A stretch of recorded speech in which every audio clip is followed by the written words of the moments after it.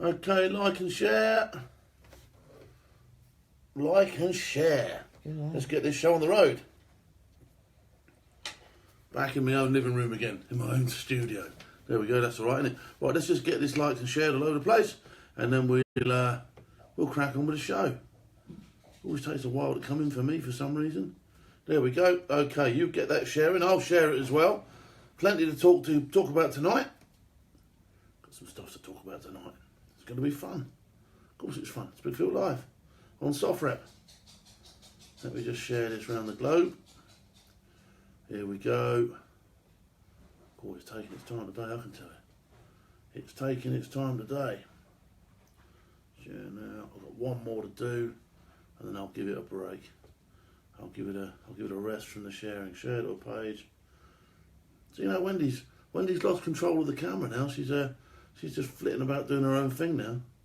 I think it's well out of order. She's sort of like lost the plot. Right, okay. It's Burns night tonight.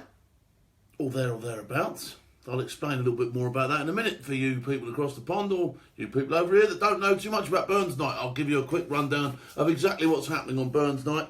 And obviously it's a Scottish celebration. But being a member of 22 SAS, I feel I have a Scottish connection through our founder, which of course is David Sterling, who of course was Scottish. So there you go. I believe there's a bit of a jock in everybody in the regiment. Okay, so we'll have a look at that in a minute. First of all, as always, I shall mention SoftRep TV, SoftRep Radio, and all the good stuff, all the blogs that they've been doing. Today, they've got a bit on Facebook being banned in Egypt. Now, that's extremely bad news for anyone who watches Big Phil Live, because they won't be able to watch me in Egypt. That's a shame, isn't it? You'll have to get me somewhere else, or you'll have to leave Egypt. I'd leave Egypt, personally, but there you go. And there's a lot of stuff going on about, they've got 2 or 3 pieces today written about North Korea.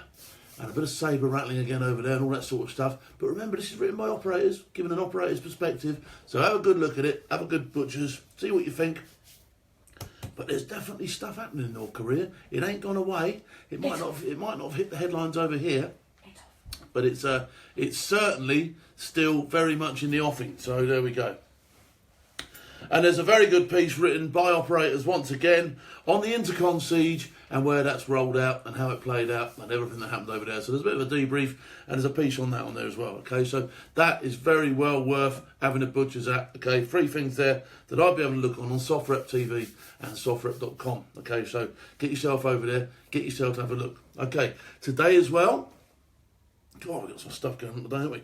Today as well, you know, earlier on in the week, I said about James Deegan's book. Well, today you can actually get your hands on one. Okay, today it launched. A great book. As close to the real thing as you will get, said Mark Billingham.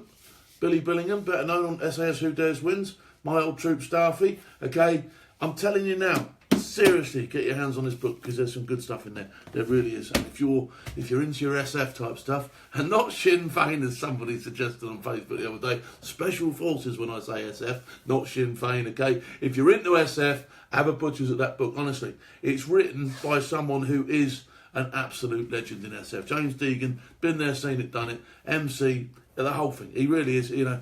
I mean, this, like I said, one of the COs even said, you know, modern times, he is one of the most experienced SF soldiers there is on the planet. Anyway, okay, so, yeah, have a butcher's at that.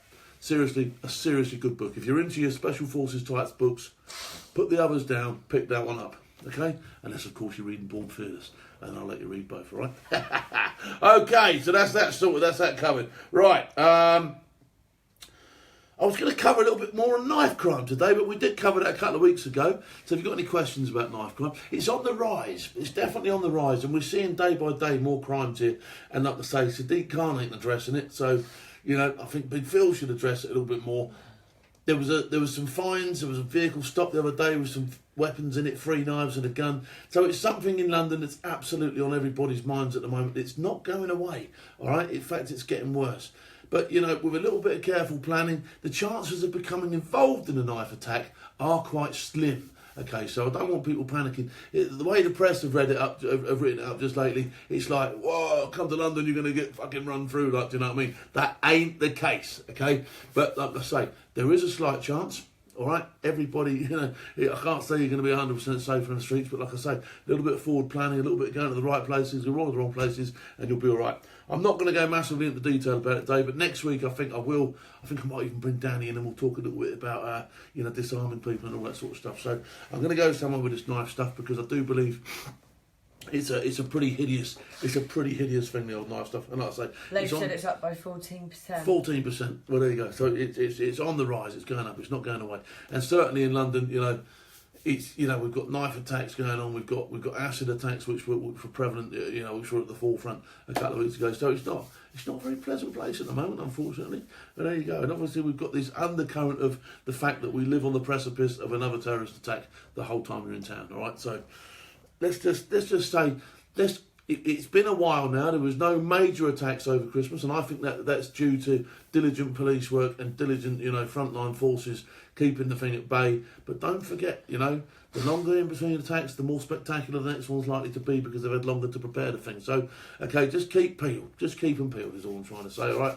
It's Thursday, it's skills day. Think about your EDC, think about what you carry when you go around town and all that sort of stuff, okay? Keep them peeled, keep yourself active, keep yourself, don't think because you haven't had an incident for ages, it's all over and we've won the war and we can have tea and medals, right? Because we can't, okay? It's still a factor, it's still a consideration when I plan what I'm doing, and so, yeah. What are you looking at, Wendy? Nothing. Wendy's getting all excited. No, I wasn't getting excited. She don't want to go I was out looking anymore. at a comment. She's getting all scared. She don't want to go. Right, I think we should show the dog's new haircut. We showed it the other day. Oh, did he? Did we show the dog's new haircut? Did we show you the dog's new haircut the other day? Is that a haircut? I mean, you had to. Adrian Barnes would like to know. He would like to know information on the full bridge rectifier. Oh, the bridge rectifier. Oh, well, it's all down. I've been getting very strange messages today with somebody who's been on about some bridge rectifier. I have no idea what a bridge rectifier is. I really don't. As I have no idea what a constabulary is or anything else that I made But it was very funny. But it was quite funny. So if you follow the comments on one of the threads from Wendy, there's some cuckoo stuff there. There really is, all right? We've all gone crackers. Yeah, everyone's gone barking mad today and started making words up and that. It's ridiculous. Oh, yes, we've seen the haircut, Julie said. Oh, so you've seen the haircut. You've seen the haircut. Okay, right, where are we going then? Let's talk about Burns Night. Because I love the Scottish. I think the Scottish are great. And I think it's, the worst thing that could ever happen was if Scotland had got their own devolution and not being a part of what I consider a great nation. Okay, the UK, Scotland, Wales, Northern Ireland and England. It's all part and parcel of it for me, do you know what I mean? And I love Scotland, and I love going to Scotland. I love everything about Scotland. It's an awesome place. I love whiskey, I love haggis, I love neeps and tatties and all that sort of stuff. And I know the little square drop pies, sausages. Square sausages, you name it. I fucking love Scotland, all right? I really do. So I'm going to talk a little bit about Burns Night. Now, Burns Night celebrates the poet, the famous... I mean, in terms of poetry, he is Scotland. He is the Scottish poet, all right? England's got its own poets and all that sort of stuff. But in terms of Scottish poets, he is the main man, all right? He's up there with the best of them, the best in the world. Robert Burns, or Raddy Burns, as they know him, okay? He's up there with all of them, okay? So Robert Burns, I'm not going to go through all his work now. Okay, so the basic story about it was he died on the 21st of July, 1801, all right? And that was the anniversary of his death, all right? And that was the first sort of like Burns type club, as they called it, okay? And they held that. The following year, in 1802, on the 29th of January, they had another like how we know, a Burns supper. Okay, so they called it a Burns supper. All these businessmen got together and they sort of like celebrated his birth. What they thought was his birth, because in 1803 they subsequently found out from records that he was actually born on the 25th of January. So they moved their Burns Night from the 29th to around the 25th, because nobody's completely fucking sure. So you could have your Burns Night basically on anywhere between the 20th and the end of the month, to be honest. All right. So Burns Night, what does it mean? Right. I'm having a Burns Night this year. I'm going down to see a very good friend of mine in Hampshire, and we're in a village hall somewhere. We're celebrating Burns Night in... Where is it? I can't remember. It's near Newbury somewhere. I can't remember what the town's called. But it's a nice place, okay? What do? Well, you eat haggis.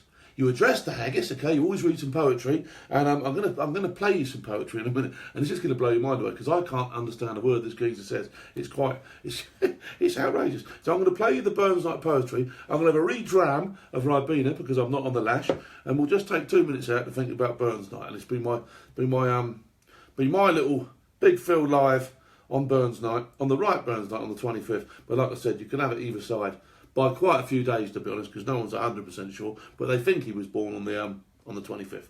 Right, let me have a quick butcher's, and I'll find this. I will find this thing for you. A recital of address to a haggis. Address to a haggis was written by Robbie Burns. If you can understand this, you're a lot better man than I am, all right? Because I've listened to this 2 or 3 times, all right? Oh, shut up, man. Stop getting all PC with me, or you'll go, yeah! I'm joking, right. Let's listen to this recital. Okay? Let's turn this up.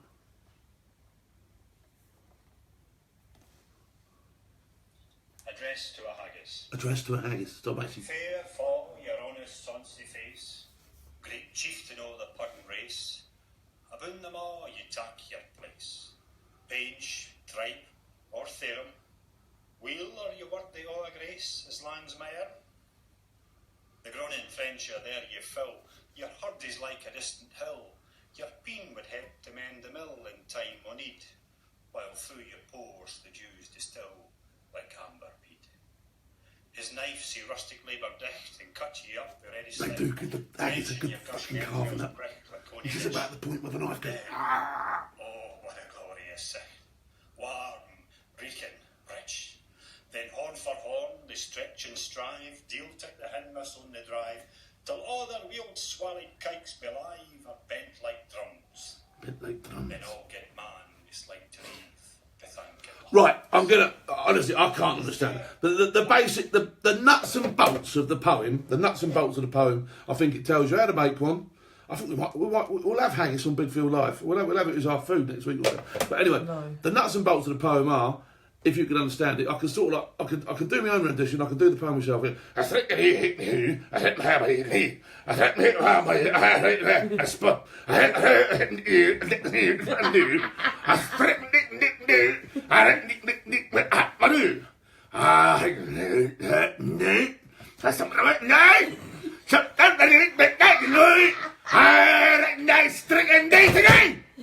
Stop banging my table. Yeah. So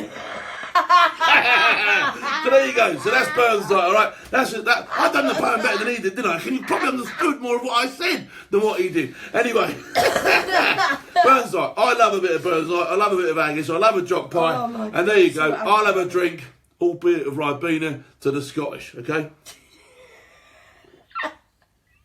I'll have a couple of drinks because that hurt me throat. All right. So there we go. Burns night. Who celebrates it now? They have Burns clubs. The Freemasons celebrate it. The military. Now, there's quite a few messes, especially within the Scottish units, will celebrate Burns nights. Massive great in the regiment. And there's St Andrews societies.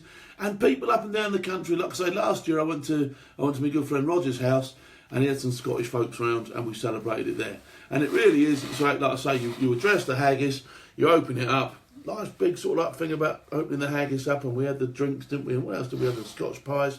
And it's just a celebration. It's a nice supper. Wendy doesn't like haggis. Wendy doesn't like chopped pies. What a Mona. What a Mona. I'm not. Remember that advert? What's your name, love? Mona. That's her name. What's your name, love? Mona. Really? Did you have a good Burns night, Wendy? Yeah, see, what a Mona. Not taking her out again, do you? You're taking me up Saturday. Yeah, you're not fucking moaning like that. We'll get Wendy to cut the haggis. Fuck it. Fuck the haggis. Fuck the haggis. You know what I mean? Unbelievable. What a fucking Mona. What's your name, love? Mona. Anyway, so yeah, we'll take Wendy out this week. We will take Wendy. I'll give her another chance. I'll give her another chance at Burns night. All right? I've tried it 3 times. You I don't like it. How can you not like square sausages as well? I don't like square sausages. I don't like haggis. Criminal not liking square sausages. They're absolutely superb. I like Leeks and Tatty. Leeks and Tatties are alright as well.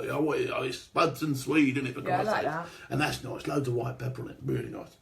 And then, like I say, a bit of whiskey, but I can't have whiskey at the moment, so I'm on the Ribena. Okay. So we've had my rendition of the poem, which I think was more accurate than the bloke that read it. I think Burns would have been proud of me for my rendition. Okay, let's have a go. Haggis nachos, yum. Oh, I love haggis. Do you know when you stay in the hotels in Scotland, some of them with the breakfast, they do the square sausages, they do white pudding, and they do haggis. And it's what a combination that is. I mean, there's a shit ton of offal going down your neck there, I'll tell you that. But isn't it nice? It really is nice. Square sausages, oh my God. Haggis and white pudding. Unbelievable. What a breakfast that is. They got, on the square in Glasgow, there's a hotel there, and I've stayed there a few times. Absolutely insane place. And the breakfast is all laid out in the morning. Oh, how nice is that? Right, so I'm going to go back to some questions earlier on in the show. Haggis equals armholes, eye holes, and arseholes in a bag. That's fine. I'm quite happy with that. Like the flag. All right, Big Phil, how you doing? I'm doing, Peter Choice, I'm doing okay, Peter. I'm doing all right, mate. I'm doing all right. Go back to some questions? You can go back to some questions if you want. Right, okay, so Chris would like to know, where does the blade reference for the regiment come from? I really don't know. I honestly don't know. Because as long as I'd ever been in the regiment, you were known as Blades. The badge guys in the Sabre squadrons, or the badge I'm sure guys somebody on here were known as Blades. Yeah, I'm sure somebody will know. No, we were just known as Blades, and that goes back from, I don't know. I'd never known it any other way, to be honest. So, yeah, I don't know where it came from. I'll try and find out for you. Nathan and Wendy, quick question. What's your thoughts on the proposed new political party with Trevor Court? Apart from the fact that Democratic parties will come out as a DV party, as a veteran myself, I'm not convinced it's a good idea. I'm going to watch it roll out. I'm going to go down and I'm going to see the launch and all that sort of stuff. And I have seen their manifesto and all that sort of stuff. I'm going to watch, like I say, I'm going to watch how it goes. I'm not going to knock them. I think they're trying their best to do something noble. I really do genuinely believe that they are trying their best to try and sort out what, obviously at the moment we've got so many massive issues in this country, okay, and I think they're doing their best to sort it out. We can only see how it goes.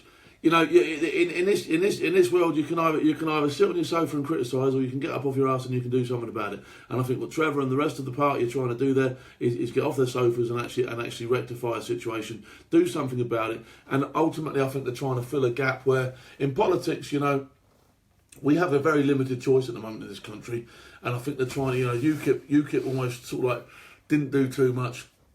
And I think there is a gap in there that could be filled by somebody. Whether it will be the veterans party, then it remains to be seen. Will people get behind it? I hope they do get behind it.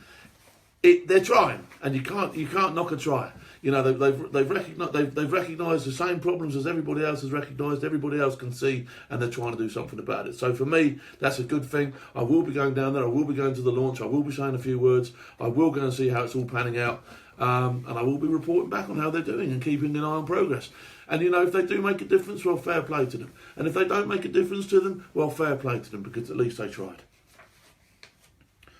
Lots of people of Scandinavian ancestry in my part of Montana in North Dakota. There's something called, this is a long one, wait there, called lutefisk, cod soaked in lyle. If you're eating slimy fish, it's delicious. Thanks, Ken. Cheers, Ken, for that. Next time I come across, do you know what they did used to do? I used to go away on the Swedish ships, and I had a Swedish crew which we used to go around West Africa, and we were there for about, I did about 4 months on this thing. And on a Thursday, they have pea soup and pancakes, and it was absolutely delicious. Sound like James Bond now. Pea soup and pancakes. Yeah.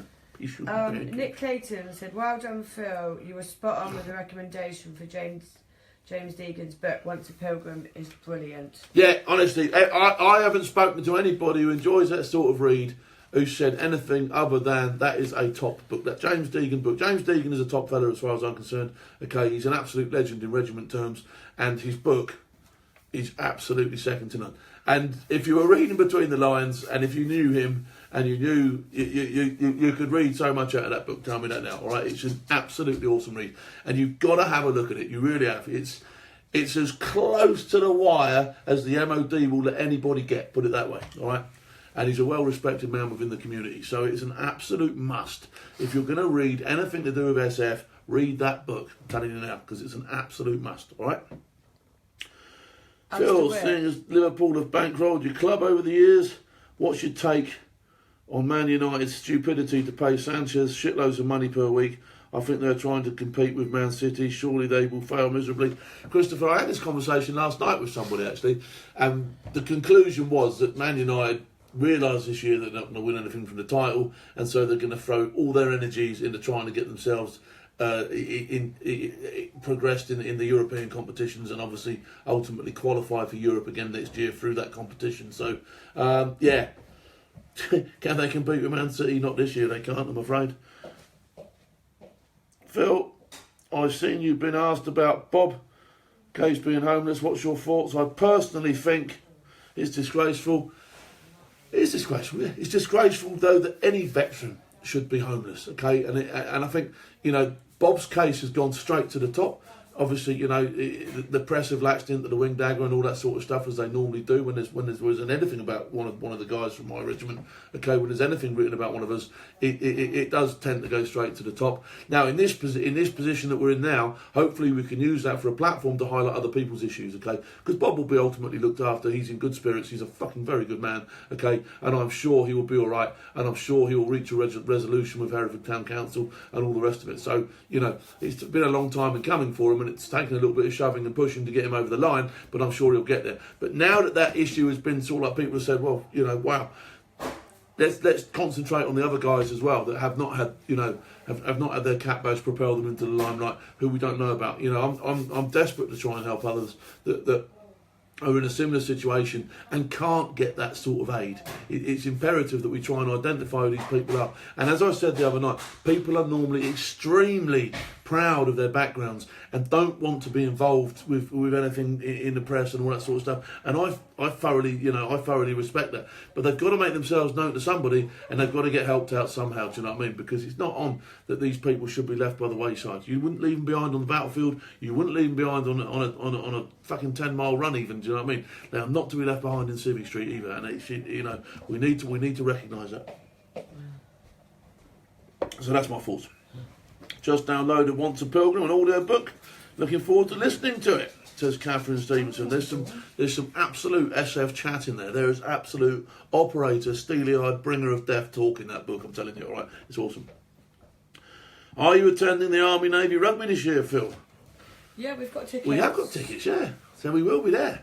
So, yeah. And I will be through my 100 days drinking, hopefully, by then, won't I? I'll be there.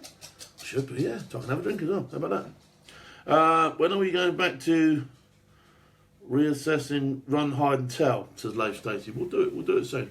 I've seen that actually they've been giving it another push, but the Home Office pushed something out about it the other day, and I see that they've sort of like, they seem to have singled out just the shooting to push it towards now. They've sort of like, they look like they've almost changed their stance slightly on it. I don't know.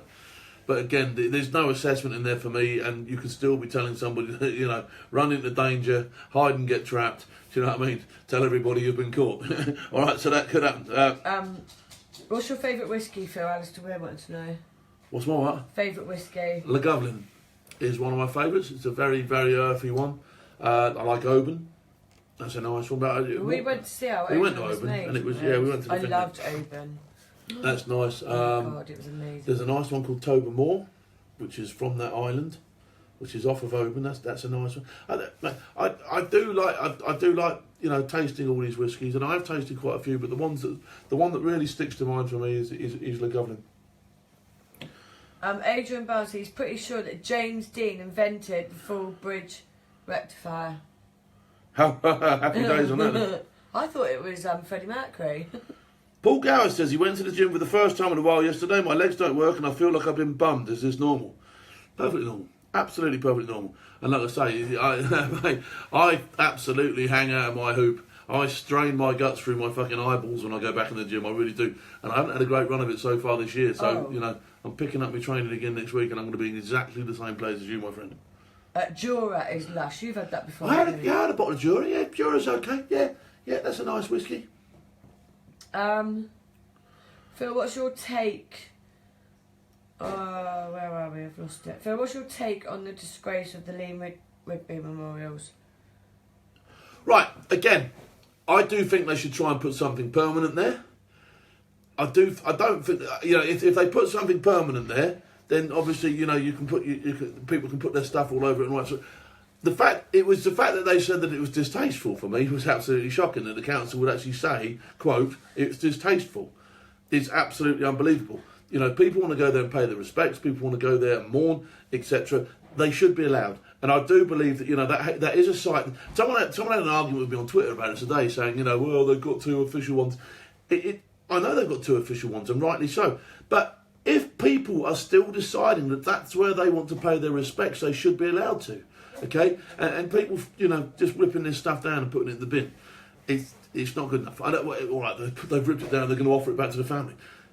They shouldn't be doing that. They shouldn't be messing with it at all. And really, there should be, if it's been recognised that people do keep repeatedly returning to that site to pay their respect or mourn or whatever they do there, okay, then that site should be recognised and something permanent put there in its place. I absolutely, you know, maybe change the name of the street. I saw someone put today, you know, change the name of the street to Lee Rigby Road or something like that. I don't know. But that area in particular is poignant to many people for many reasons.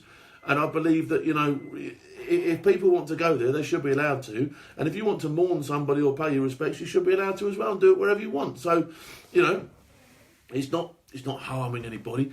To say it was, you know, untitled or whatever, I can't remember the exact words, but, you know, they were basically implying that it looks a fucking mess, take it down. Shocking, absolutely shocking. Absolutely just sort of like sums up what these councils think of people nowadays and how you're treated. So absolutely, you know, like I say, they put the stuff there again, it's been taken down again. I've no doubt more stuff will go up, and I can see this. Do you know what? The sad thing about it is all this publicity is probably having an adverse effect on the family again. They're probably thinking, for God, we don't want this dragging up every 5 minutes. Do you know what I mean? We don't want this pushing into the papers every 2 seconds. And so, you know, I haven't spoken to Lynn since I played at the last Lee Rigby Memorial football match. I will be seeing her again in April. Remarkable family, remarkable woman with a hell of a lot going on, who've had an incredible loss, who keep getting this sort of stuff rammed down their face. They just don't need it, frankly. And it's just, you know, it's upsetting for them as it is for anybody else, and very disrespectful of the people that are, you know, pursuing ripping this stuff down all the time. It's just ridiculous. There's no need to do it. No need to even mention it. Shouldn't be out there. Do you know what I mean? Go and peacefully pay your respects, all the rest of it. Do you know what I mean? Leave your tributes and have them left alone. And that's it, isn't it? How simple is that? Ridiculous. The memorial ride goes past the unofficial site and it's a focal point for the ride, says Lee Chappie. More than that. Try to generate more support. Forces online. I'll pass that link on, so click on that link, everyone, if you see it. Why don't they remove cars, etc., from sites of crashes, etc., then? Can't go to fuck, Alistair McClellan. This just reeks of the sort of thing that Khan would get up to, I'm afraid. And like I say, when you look at the knife crime and all the rest of the stuff, which is where he should be concentrating his efforts, they're all sort of like in free fall, if you like, you know, and that's what he should be concentrating on. Not pissing off the American president with tweets and stupid fucking letters, not fucking telling councils to do things that are just upsetting everybody, but actually get in the fucking weeds and start tackling the fucking crime in this city. That's what you're supposed to be doing, Khan. That's what you're fucking paid to do, and that's what you should be doing. So outside of that, just keep it to yourself, alright? Ridiculous. After reading your book and your experience, what's the best transport, the good old Land Rover or the Land Cruiser? And would you need to repair? I love Land Rovers. However, I'm going to tell you, when you're away, sometimes the Land Cruisers can prove a lot easier to get spares for, a lot cheaper to get spares for, and they can be a lot more reliable. The other thing you'll find out is that in places out in the back end of nowhere, that usually you'll find somebody who'll be able to repair that vehicle a lot easier than what you could in a Land Rover. That said, the Land Rover, in my own opinion, is, especially the Defenders, will go up a lot more than any Land Cruiser. Do you know what I mean? They'll take the ground on a lot better. But like I say, I might see if I can get my hands on a couple later on this year. I'll run a Defender around and a Land Cruiser, and we'll compare the two.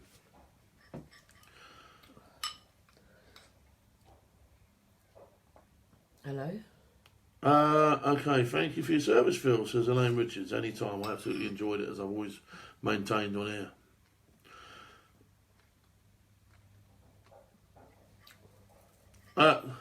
What's up? When do you stop it? No, yeah, I'm trying to read questions because you're not doing your job. Because she's stuffing her face. She's stuffing her face. Big Phil Live is on. The producer, instead of asking me questions, is on the sofa stuffing its face. I haven't had my dinner. I've not eaten yet. But the producer is stuffing her face. Isn't that right, Wendy? I'm hungry. And now people are laughing at you. And I'm going to laugh at you as well. So let's have some laugh at Wendy faces, because Wendy is stuffing her face. And if there was a fat face on here, I'd be pushing that too. Okay? Because it would be Wendy's fat face, all right? All gone quiet. It has gone quiet, and I've just explained why. Because old Chunk over there is blethering its guts, all right? Blethering its guts. See, it's birds. What are you eating, Wendy? What is it? Cereal. Weetabix. Weetabix. Weetabix at this time of day. If the kids did that, she'd have a fucking moan up. No, I would not. We don't eat cereal. You've had your tea. We don't eat cereal. Can't eat cereal this time of night. What are you doing? I would never say that. Well, I don't like haggis, do I? Fuck Burns night. Yeah, see, that's what it's all about. That's all it's all about, I'm telling you. I would never say nothing like that to the kids. Yeah, let's turn the camera. Can I turn the camera around? No! I can't actually. She's lucky. It's on a fucking. It's on a proper jig now. Yeah. I can't. The dog's trying to. Haggis supper. Yeah, I'd loved a bit of haggis today. You know. There's a chip shop in the same square I was on about earlier that does haggis and chips, and haggis and chips. Oh, how else is that?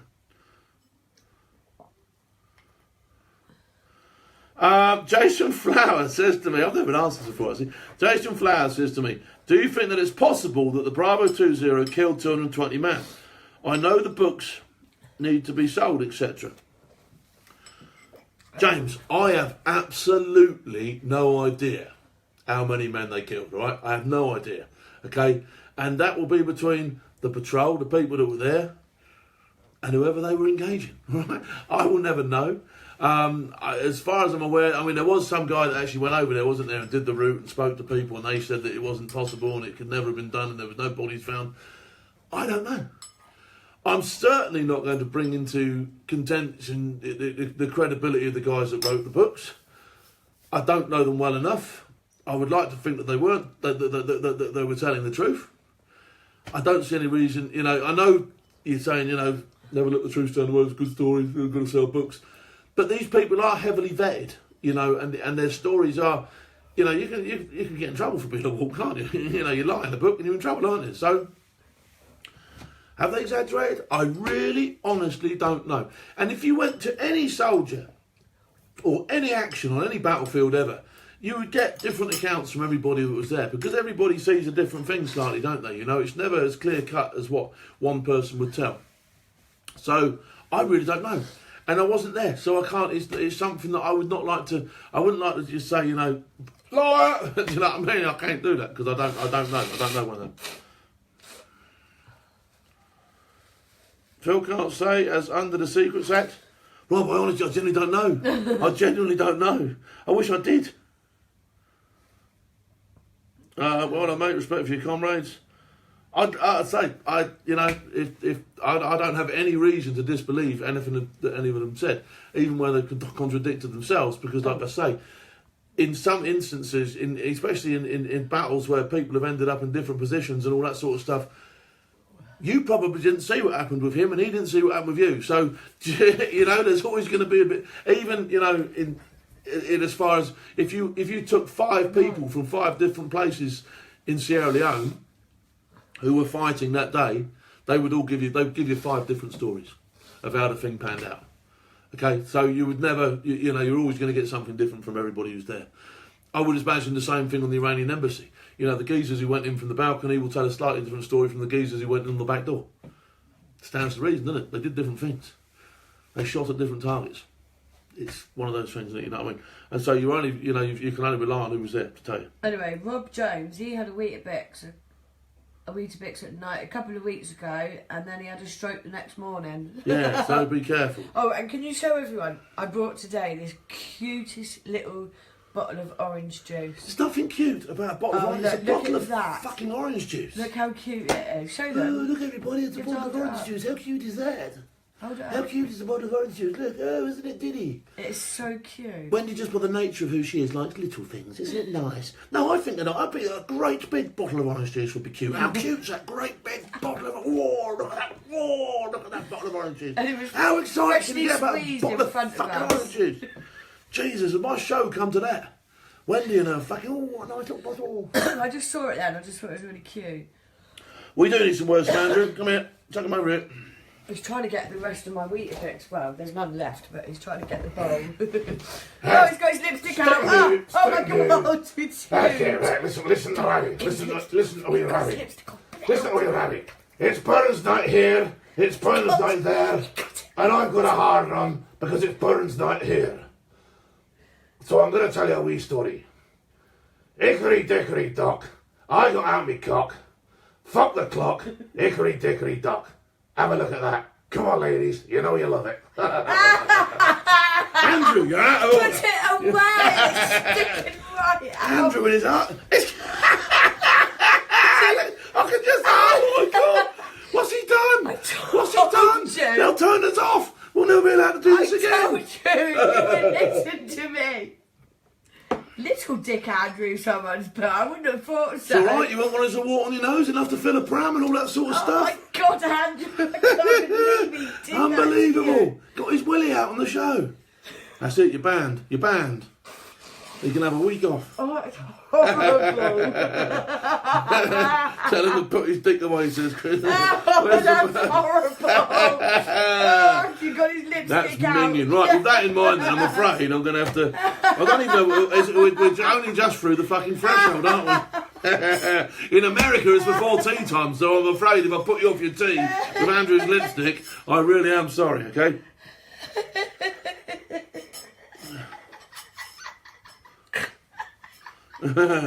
Martin Wall says, is there a war or battle you were not in, but with you were there, e.g. the embassy? Oh my God. Oh, that's so I don't know.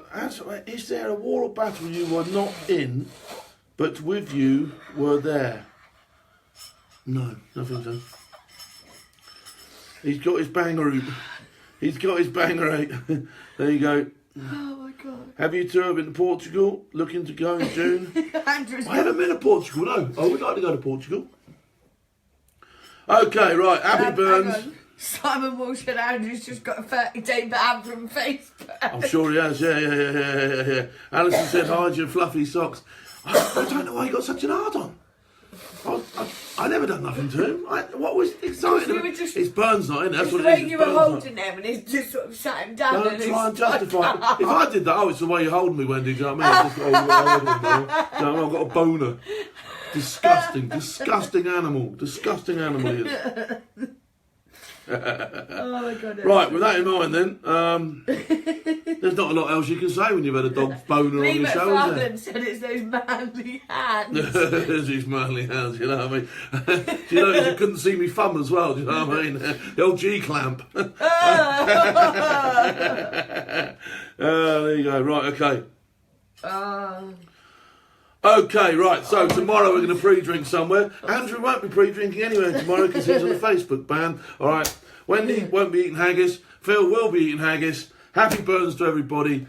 Don't forget, James Deegan, his book's out there now. You've got no excuse. If you're into the SF, honestly, read that book. It's an awesome bit of kit. I can't plug that book enough, and I don't normally do this. I've been asked to plug books before. Okay, I do like. That is a top book, and people are always asking me what is a good book. That is a good book. Seriously, all right? Okay, I can't say enough about that. Wendy has actually got off of her big fat lump and stood behind the camera now, ready to turn it off. Okay. Oh dear, that was so She's funny. eaten her Weetabix. The dog is now looking sheepish because he knows he's got a 30-day ban. Okay, tomorrow's pre-drinking. I don't know where from yet. We could be anywhere on the earth. All right? Until then, who dares wins.